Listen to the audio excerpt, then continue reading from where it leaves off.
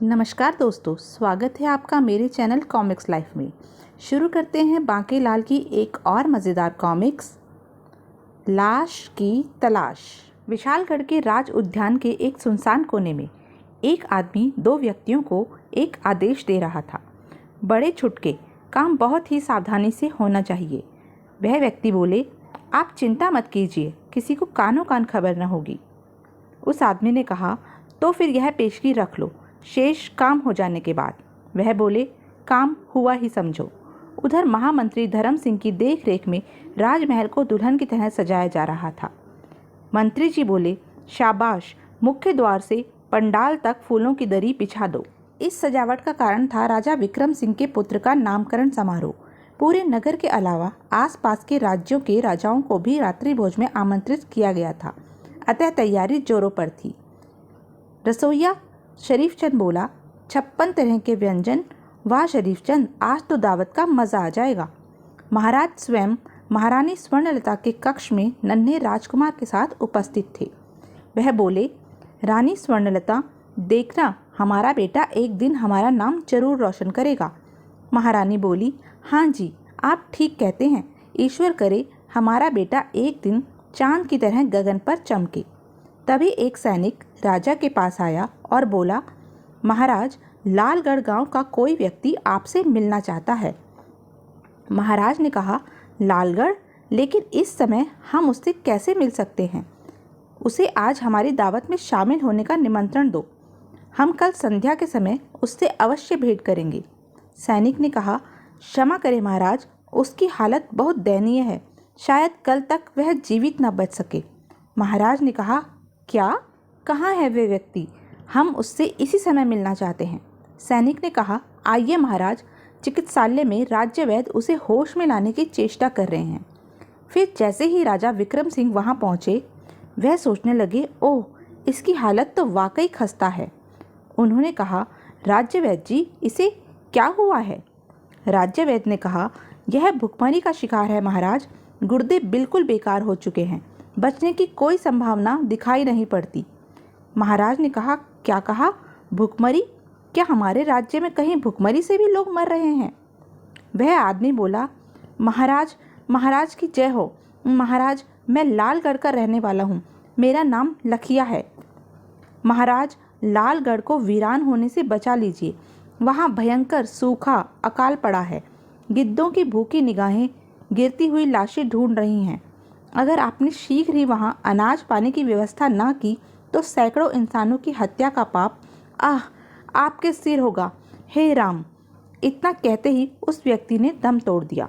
इस जानकारी के पश्चात राजा विक्रम अत्यंत गंभीर हो उठे। फिर बोले, ये कैसा दुर्भाग्य है, हम यहाँ दावतों का प्रबंध कर रहे हैं और उधर लालगढ़ के निवासी भूखमरी का शिकार होकर दम तोड़ रहे हैं। राजवैद्य बोले, महाराज, हमें लालगढ़ के निवासियों के लिए तुरंत ही भोजन, पानी व धन की व्यवस्था करनी चाहिए। कुछ देर बाद महामंत्री धर्म सिंह के साथ। धर्म सिंह बोले, 10 बैलगाड़ियों में खाने पीने का सामान व धन लाद दिया है महाराज। महाराज ने कहा, लेकिन एक समस्या है, इस सारे सामान को किसकी देखरेख में भेजा जाए? महामंत्री बोले, मैं स्वयं चला जाता हूँ महाराज। महाराज ने कहा, नहीं महामंत्री जी, अगर आप चले गए तो फिर मेहमानों की उचित देखभाल कौन करेगा? और सेनापति भी इस समय सीमा की गश्त पर हैं। तभी महाराज विक्रम सिंह के विशेष सलाहकार हंसमुख ने वहां प्रवेश किया और कहा, महाराज, आप हमारे बांकेलाल जी को क्यों भूल रहे हैं? इस कार्य के लिए बांकेलाल से सर्वश्रेष्ठ व्यक्ति दूसरा कोई हो ही नहीं सकता। महाराज ने कहा, हंसमुख, तुमने तो हमारी समस्या चुटकी बजाते हल कर दी। हंसमुख बोला, गुस्ताखी माफ महाराज, बंदा इसी बात की तो तनख्वाह पाता है। महाराज बोले, महामंत्री जी, आप फौरन बांकेलाल को हमारे पास भेज दीजिए।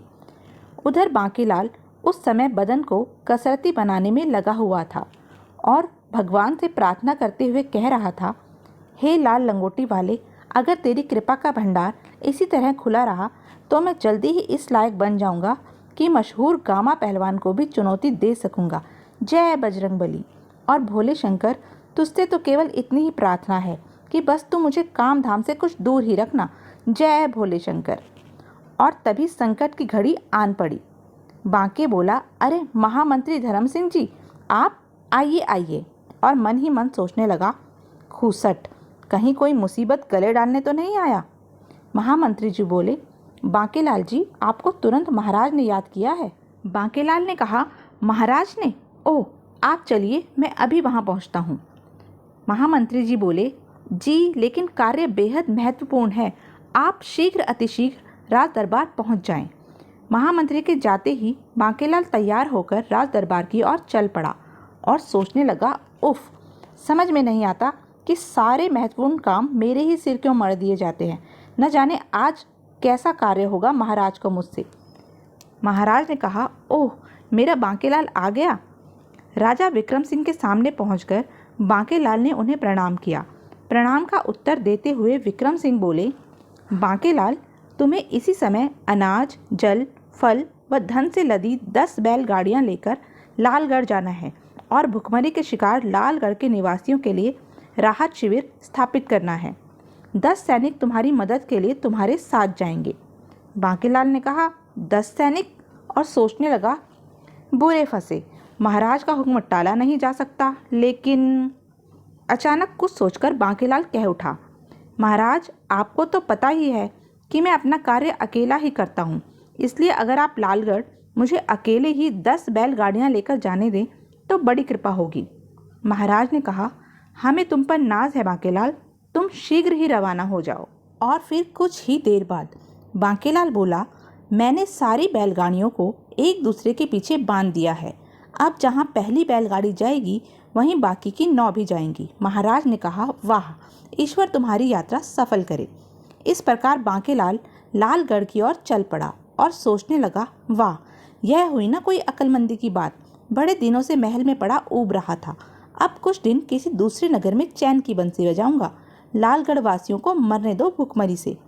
उधर लालगढ़ में चारों ओर भूखमरी फैली थी। एक आदमी बोला, हे भगवान, हम पर रहम कर, बरसा दे रिमझिम सावन की झड़ी, या फिर इसी पल हमें मौत दे दे, भूख प्यास अब और बर्दाश्त नहीं होती। दूसरा बोला, लगता है हम सब यूं ही तड़प तड़प कर मर जाएंगे। एक आदमी ने उन्हें हौसला देते हुए कहा, हौसला रखो भाइयों, रखिया हमारा संदेश विशालगढ़ तक अवश्य पहुंचा देगा और महाराज हमारी मदद के लिए कुछ उपाय अवश्य करेंगे। लेकिन कुछ दिन और यूं ही बीत गए। अब तो लालगढ़ के निवासियों की हालत और भी खस्ता हो गई थी। वह बोले, उफ, लगता है रखिया हमारा संदेश महाराज तक नहीं पहुंचा पाया, अन्यथा महाराज हमारी मदद के लिए अन्न जल अवश्य भेजते। लालगढ़ की एक स्त्री बोली, काश हम गांव छोड़कर ही कहीं चले गए होते। उसके पति ने कहा, कैसी बातें कर रही हो पार्वती, पुरखों की जमीन को क्या ऐसे ही छोड़ जाते? हम यहीं पैदा हुए हैं, यहीं मरेंगे। जबकि लालगढ़ के निवासियों की मुसीबत से दूर बांकेलाल राग रंग में डूबा था। शीघ्र ही बांकेलाल ने सारी जमा पूंजी अपने ऐशो आराम में उड़ा डाली। फिर एक दिन वह सोचने लगा, ओह, केवल कुछ ही स्वर्ण मुद्राएं बची हैं, अब मुझे महल लौट चलना चाहिए। 10 खाली बैलगाड़ियां एकत्रित कर वह वापस महल लौट रहा था। राह में उसने सोचा, क्यों न लालगढ़ भी होता चलूं, कोई कहानी गढ़कर वहां के लोगों को सुना दूंगा और इन बची खुची मुद्राओं से थोड़ा भोजन खरीदकर उन्हें सौंप दूंगा, वरना वे मेरी शिकायत करने विशालगढ़ भी तो पहुंच सकते हैं। ऐसा सोच उसने बैलगाड़ियों का रुख लालगढ़ की ओर कर दिया। उधर लालगढ़ के निवासी अब मृत्यु की प्रतीक्षा में ही जी रहे थे कि अचानक एक तीव्र अट्टहास वहां गूंज उठा। हा हा हा! एक निवासी बोला, हे भगवान, अब यह कौन सी मुसीबत टूट पड़ी है? नजर उठी तो सामने खड़ा था एक भयंकर राक्षस। राक्षस बोला, हा हा हा! अब तुम में से कोई नहीं बचेगा। एक आदमी बोला, अब तो इतना दम भी नहीं रहा कि उठकर भाग सकें। राक्षस की बात सुनते ही लालगढ़ के निवासियों के चेहरे प्रसन्नता से खिल उठे।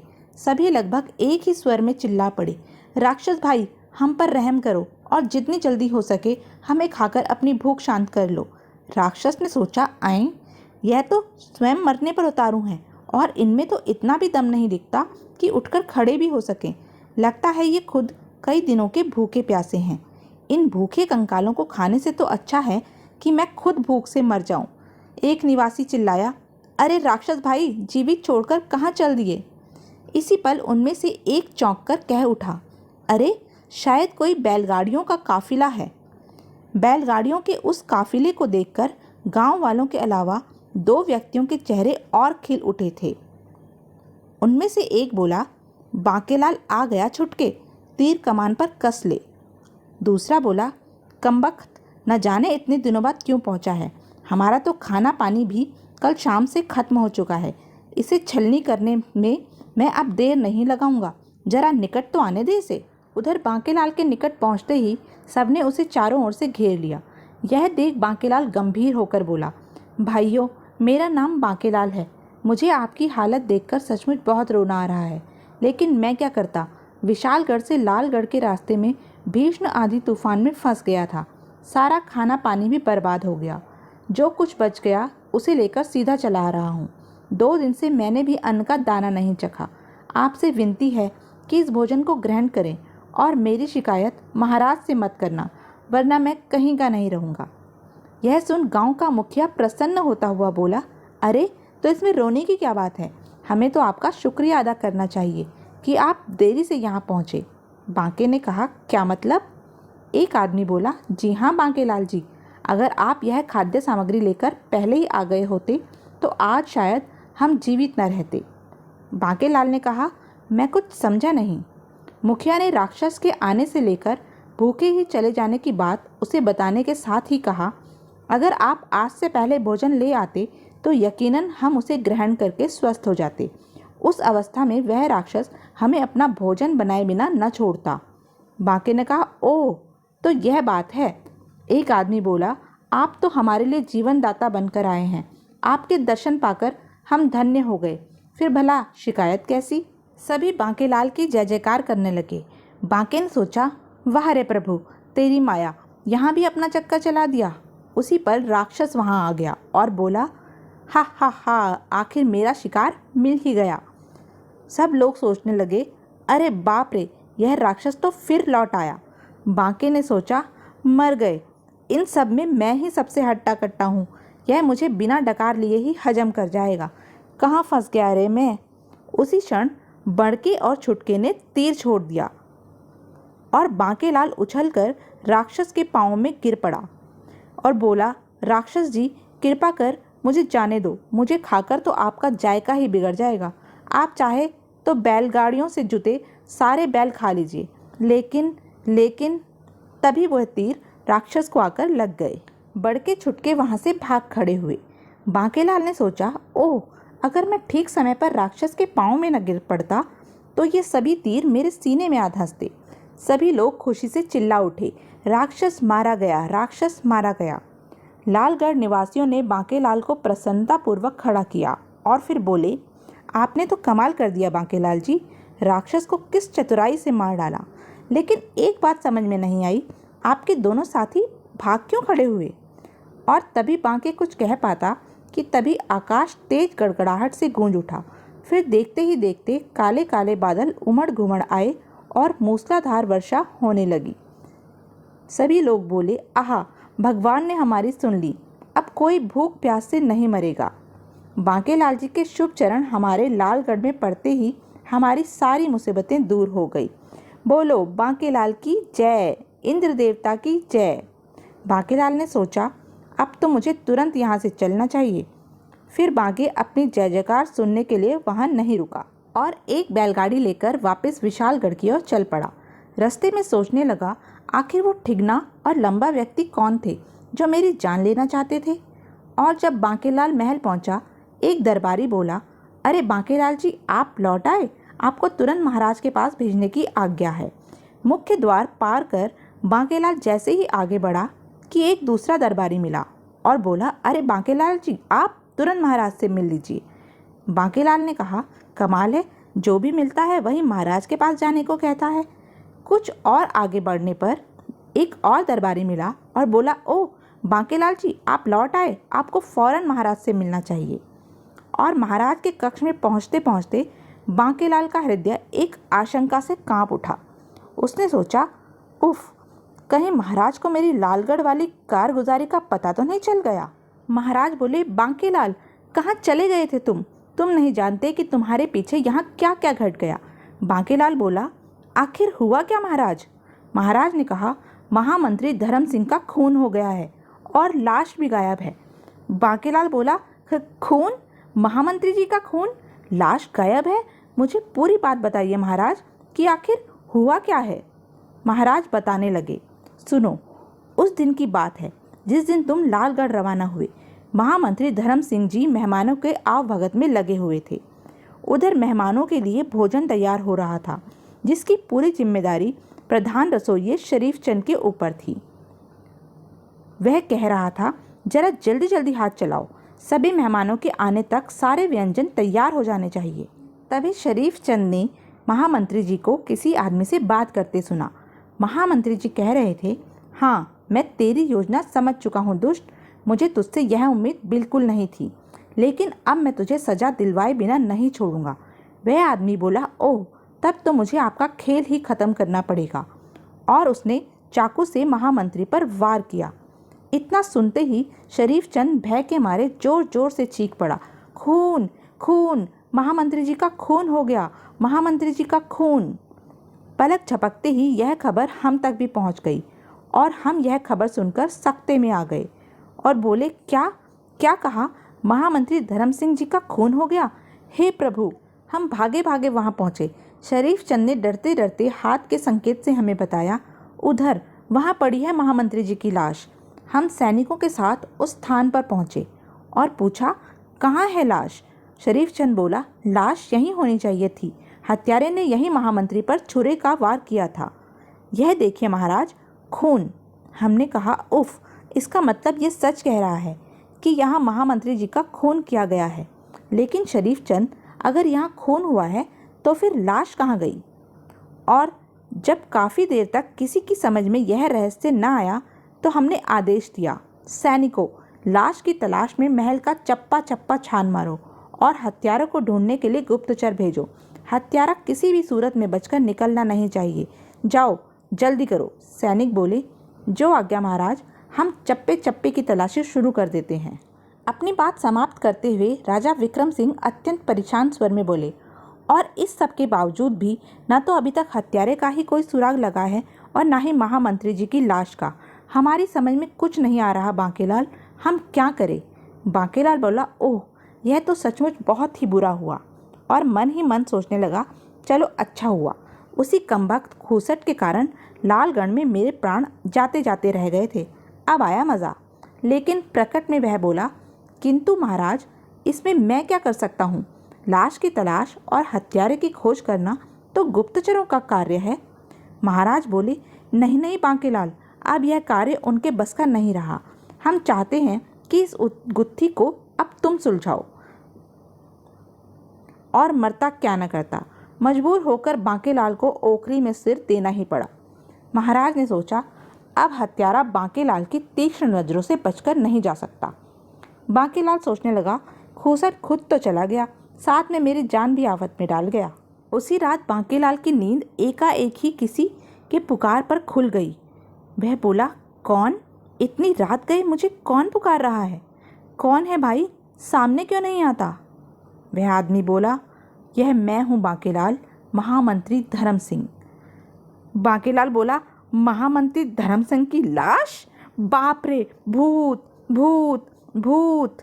कुछ ही देर में पूरे महल में जाग हो गई। राजा विक्रम सिंह बांकेलाल की कक्ष की ओर दौड़े और बोले, यह आवाज़ तो बांके की ही है। फिर महाराज बोले, बांकेलाल उठो, कहाँ है भूत? बांकेलाल चिल्लाया, भूत भूत, बचाओ बचाओ। सैनिक बोला, यहाँ तो कोई नहीं है। बांके ने कहा, उधर वो रहा।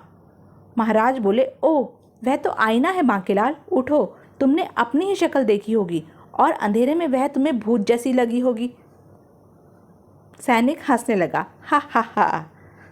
भाग्य बोला, लेकिन महाराज, मैंने महामंत्री जी का भूत देखा है, वे मुझे पुकार रहे थे। महाराज बोले, महामंत्री जी का भूत? यह तुम क्या कह रहे हो बांकेलाल? सैनिक बोले, भूत? महामंत्री जी का भूत? बांके ने कहा, मैं सच कह रहा हूँ महाराज, ऐसा लगता है कि मृत्यु के पश्चात महामंत्री की आत्मा अभी भी भटक रही है। महाराज बोले, तुम्हें अवश्य ही वहम हुआ है, चलो अब सो जाओ, सुबह उठकर तुम्हें हत्यारे व लाश की तलाश करनी है। और हाँ, दरवाज़ा भीतर से बंद कर लेना। बांके बोला, ठीक है महाराज। इतना कहकर महाराज तो चले गए, पर बांके सोचने लगा, इसका मतलब मैं सचमुच में स्वप्न देख रहा था। लेकिन इधर बांकेलाल का दिमाग एक नई खुराफात करने की सोच रहा था। उसने सोचा, मिल गया, इस मनहूस काम से पीछा छुड़ाने का मौका मिल गया।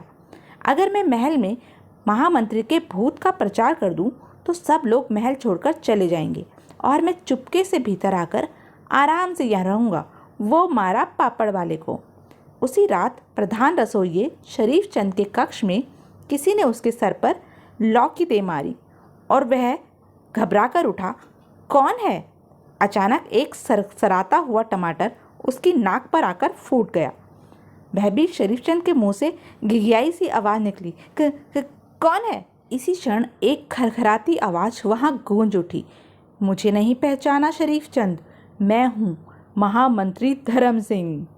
तूने मुझे मरते हुए तो देखा, लेकिन मुझे बचाने की कोई चेष्टा नहीं की। मूर्ख, अब मैं तुझे भी मारकर प्रेत योनि में शामिल कर लूँगा। हा हा हा। शरीफ चंद चिल्लाया, नहीं नहीं, बचाओ, अरे कोई है, बचाओ, भूत भूत भूत। बांकेलाल सोचने लगा, अब यह लबादा छिपाकर चलूँ शरीफ चंद की खबर लेने। कुछ ही देर में, अरे शरीफ चंद, क्या हुआ? तुम इतने घबराए हुए क्यों हो? वह बोला, बांकेलाल जी, मैंने भूत देखा है, महामंत्री का भूत। बांके ने कहा, महामंत्री का भूत? शरीफ चंद बोला, जी हाँ बांकेलाल जी, वह मुझे मार डालेगा। मैं अब यहाँ एक क्षण भी नहीं रुकूंगा। मैं जा रहा हूँ महल छोड़कर। रात्रि की अंतिम पहर अचानक राजमहल के उद्यान के माली की नींद टूट गई और किसी ने दरवाजे पर खटखट किया। वह सोचने लगा, इस समय कौन होगा बाहर? द्वार खोलते ही माली ने सोचा, गायब, जरूर कोई आसपास छिपा है और मुझ बूढ़े से मजाक कर रहा है। दूसरे ही पल माली के गले से चीख निकल गई। उसका पैर एक फंदे में जा फंसा और वह एक पेड़ से उल्टा लटक गया। तभी आवाज़ आई, हा हा हा, तुझे मेरे हाथों से कोई नहीं बचा सकता। इस खरखराते स्वर को सुनकर माली की घिग्गी सी बंध गई। वह हकलाया सा बोला, कौन हो तुम? सामने क्यों नहीं आते? बांके ने कहा, मुझे नहीं जानता मूर्ख, मैं महामंत्री धर्म सिंह का भूत हूँ। हा हा, आज मैं तेरा गरम गरम लहू पीऊँगा। और भूत का नाम सुनते ही माली चीख मारकर बेहोश हो गया। बांकेलाल ने तुरंत रस्सी छोड़ दी और बोला, चलो, यह भी अच्छा हुआ कि यह बेहोश हो गया। अब इससे पहले कि कोई इधर आ निकले, मुझे इसके पाँव से रस्सी निकाल लेनी चाहिए। फिर जैसे ही बांकेलाल ने रस्सी निकालकर झाड़ियों की ओर फेंकी, दो सैनिक वहां आए और बोले, चीख की आवाज़ें इधर से ही आई थी। अरे, वह कौन खड़ा है? सैनिक बोले, बांकेलाल जी आप? बांके ने कहा, मैं तो यहाँ चीख की आवाज़ सुनकर आया था, किंतु अब तुम देख क्या रहे हो? जल्दी से इसे उठाकर राज्य वैद्य के पास ले चलो। और फिर होश में आते ही माली अपना बोरिया बिस्तर समेटकर वहाँ से ऐसे भागा जैसे उसके पीछे सैकड़ों भूत पड़े हों। बांकेलाल ने कहा, अरे सुनो तो राम सिंह, कहाँ भागे जा रहे हो? वह बोला, यह महल अब भूतिया महल बन गया है, अब मैं यहाँ एक पल नहीं रुकूंगा। रातों रात भूत का इतना प्रचार हो गया कि सूरज उगने से पूर्व ही महल के आधे कर्मचारी महल छोड़कर भाग चुके थे। अगले दिन महाराज बोले, बांकेलाल, यह सब क्या हो रहा है? हमारी तो कुछ समझ में नहीं आ रहा। बांके ने कहा, समझ में तो मेरी भी कुछ नहीं आ रहा। मैं तो केवल इतना कहूँगा महाराज कि इतने सारे लोग झूठ नहीं बोल सकते। फिर स्वयं मैंने अपनी आंखों से भी भूत देखा है। महाराज, मेरी तो राय यह है कि यह महल खाली करके आप भी दूसरे महल में चले जाएं। मैं इस रहस्य का पता लगाने की चेष्टा करूंगा, लेकिन अगर इसी बीच आपको कुछ हो गया, मैं किसी को मुंह दिखाने के लायक नहीं रहूँगा। भूतों का क्या भरोसा, वह किसी के साथ कैसी भी दुष्ट हरकत कर सकते हैं। तभी माली और रसोइया वहाँ आए और बोले, महाराज की जय हो। महाराज, हम अब इस महल में नहीं रहेंगे। अगर हमें कुछ हो गया तो हमारे बीवी बच्चों का क्या होगा? अतः हम सब ने यहाँ से जाने का निश्चय किया है। हम आपसे यही प्रार्थना करने आए हैं महाराज कि आप भी यह महल छोड़कर दूसरे महल में चले जाएं। बांकेलाल बोला, ये ठीक कहते हैं महाराज। और इस प्रकार राजा विक्रम सिंह दूसरे महल में आ गए। बांकेलाल ने सोचा, वाह, मेरी योजना सफल हो गई। अब आज रात ही मैं चुपके से यहाँ से गायब होकर महल जाऊँगा। जहाँ मुझे किसी लाश की तलाश में सिर नहीं खपाना पड़ेगा। उसी रात बांकेलाल पुराने महल में आ गया और सोचने लगा, आहा, कितनी शांति है यहाँ। अब कुछ दिन चैन से कटेंगे, बाद में देखी जाएगी। आधी रात के समय अचानक बांकेलाल की नींद उचट गई। उसने सोचा, अरे यह कौन है? शायद कई चोर कक्ष में घुसने की चेष्टा कर रहे हैं, लेकिन महल में तो इस वक्त मैं अकेला हूँ। बाप रे, अब क्या होगा? वे तीनों व्यक्ति बड़े ही रहस्यमय ढंग से भीतर आ गए। उसके निकट पहुंचकर उनमें से एक बोला, क्या इसे जगाएं? दूसरा बोला, नहीं, ऐसे ही उतार दो गर्दन, जल्दी कर। बांके ने सोचा, गर्दन? मर गए बांके बेटा अब तो।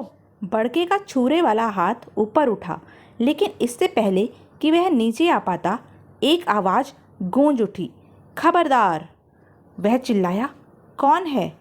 बांके ने सोचा, यह आवाज़ तो महामंत्री धर्म सिंह की है। महामंत्री धर्म सिंह? बांके चिल्लाया, भूत भूत! महामंत्री बोले, ठहरो बांकेलाल, मैं भूत नहीं हूँ। और तुम अपनी जगह पर खड़े रहना हंसमुख, तुम्हारा भांडा अब फूट चुका है। बांकेलाल ने सोचा, हंसमुख महाराज का विशेष सलाहकार? महामंत्री बोले, बांकेलाल देख लो, मैं भूत नहीं हूँ, असली महामंत्री धर्म सिंह हूँ। आगे की कहानी तुम्हें हंसमुख बताएगा। क्यों हंसमुख? हंसमुख ने कहा, मुझे क्षमा कर दीजिए महामंत्री जी, मैं अपना अपराध कबूल करता हूँ। बांके ने कहा, अपराध? हंसमुख बोला, यह सच है बांकेलाल जी कि आपकी प्रसिद्धि देखकर मैं ईर्ष्या से जल उठा था। फिर एक दिन मुझे बदला लेने का मौका मिल गया। लखिया महाराज से पहले मेरे हाथ लग गया। मैंने उससे कहा, कौन हो तुम? महाराज से क्यों मिलना चाहते हो? वह बोला, हुजूर, मुझे इसी क्षण महाराज से भेंट करनी है। लालगढ़ में भयानक सूखा व अकाल पड़ा है। हुजूर, मैं महाराज से बहुत से प्राणों की भीख मांगने आया हूँ। लालगढ़ के विषय में जानने के बाद मैंने उसे महल में जाने दिया और सोचा, वाह, महाराज लालगढ़ के लिए अवश्य भेजेंगे। और अगर ये रसद लेकर बांकेलाल लालगढ़ जाए और वहाँ, अब बांकेलाल नहीं बचेगा। संयोग से अगले दिन राजकुमार का नामकरण समारोह भी था। मैंने बड़के और छुटके को बांकेलाल का काम तमाम करने का कार्य सौंप दिया। उन्होंने बोला, लेकिन हंसमुख जी, अगर रसद लेकर कोई और चला गया तो? मैंने उनसे कहा, तुम देख लेना, रसद लेकर बांकेलाल ही जाएगा। उन्होंने कहा, वाह, फिर तो हमारा काम आसान होगा। हम पहले ही लालगढ़ पहुंच जाएंगे और मौका लगते ही। इस प्रकार सारी योजना तो बन गई, लेकिन बड़के छुटके बांके को समाप्त ना कर सके। ओह, तो वे तीर मुझ पर बड़के छुटके नहीं चलाए थे, बांकेलाल ने सोचा। महामंत्री जी बोले, आगे की कहानी तुम्हें मैं सुनाता हूँ बांकेलाल जी। बड़के छुटके को तुम्हारी हत्या का कार्य सौंपकर हंसमुख शराब में इतना डूब गया कि अपने कक्ष में जोर जोर से बोलने लगा, हा हा हा, अब बांकेलाल को कोई नहीं बचा सकता, मेरा पद अब कोई नहीं छीन सकता। संयोग से उसी समय मैं वहाँ से गुजर रहा था। अभी मैं कुछ सुनने का प्रयास करता कि हंसमुख कक्ष से बाहर निकलकर एक तरफ चल दिया। मैंने सोचा, इसको रोककर पूछना होगा कि बांकेलाल के साथ इसने क्या षड्यंत्र रचा है। मैंने उसे रोका। मुझे देखकर वह चौंक पड़ा और बोला, ओह महामंत्री जी, आप? मैंने कहा, हाँ, मैं तेरी योजना समझ चुका हूँ दुष्ट। मुझे तुझसे ऐसी उम्मीद बिल्कुल न थी। और मुझे अपने सामने देख हंसमुख ने घबराकर छुरा निकाला और मुझ पर वार कर दिया और एक तरफ बंधे घोड़ों की ओर दौड़ पड़ा। तभी शोर मच गया, खून खून, महामंत्री जी का खून हो गया। और मैं हंसमुख का पीछा करते हुए निकल गया। मैंने घोड़े पर उसका काफ़ी दूर तक पीछा किया, लेकिन एक स्थान पर वह एकाएक मेरी निगाहों से ओझल हो गया। तभी वृक्ष के ऊपर से फिर हंसमुख ने मुझ पर हमला कर दिया। मैंने हंसमुख का मुकाबला करना चाहा, तभी वहाँ किसी के आने की आहट पर हंसमुख वहाँ से भाग खड़ा हुआ। खून अधिक बह जाने के कारण मैं बेहोश हो गया और जब मेरी आंखें खुली तो मैंने स्वयं को एक मुनि की कुटिया में पाया। मैंने पूछा, मैं कहाँ हूँ महात्मन? वे बोले, घबराओ नहीं, अब तुम ठीक हो जाओगे। पूरी तरह स्वस्थ होने में मुझे कुछ समय लग गया। फिर जब मैं महल पहुँचा, मैंने सोचा, अरे बांके तो ठीक ठाक है, इसका मतलब हंसमुख का षड्यंत्र विफल हो गया। और तब मैंने सोचा, इसका मतलब हंसमुख फिर से षड्यंत्र करेगा। क्यों न मैं अभी कुछ दिन और दुनिया की निगाहों से छिपा रहूं और हंसमुख को रंगे हाथों पकड़ूं। ऐसा सोच मैं वापस चल पड़ा और फिर रात होते ही मैं अपनी योजना तुम्हें समझाने तुम्हारे कक्ष की खिड़की पर पहुंचा और तुम्हें पुकारा, बांकेलाल, बांकेलाल। लेकिन तुमने मुझे भूत समझ लिया और शोर मचा दिया। मुझे वहां से भागना पड़ा। फिर अगले दिन ही मेरे भूत का प्रचार आरंभ हो गया। मैंने सोचा, मेरा भूत महल में देखा गया, आश्चर्य है। मुझे लगा कि कहीं इसमें भी हंसमुख की कोई चाल तो नहीं। फिर एक दिन महल खाली हो गया और मैंने तुम्हें रहस्यमय ढंग से महल में दाखिल होते देखा और सोचा, अब जब महल में कोई नहीं रहा तो बांके भीतर क्यों जा रहा है। मैं अभी महल में घुसने की सोच ही रहा था कि तभी ये तीनों शैतान भी महल में मुझे घुसते दिखाई दिए। मैंने सोचा, ओह, ये शैतान भी यहाँ, मामला कुछ गड़बड़ है। महामंत्री जी बोले, और उसके बाद तो तुम जानते हो बांकेलाल जी क्या हुआ। बांकेलाल ने सोचा, उफ, मेरी चैन व आराम से रहने की सारी योजना चौपट हो गई।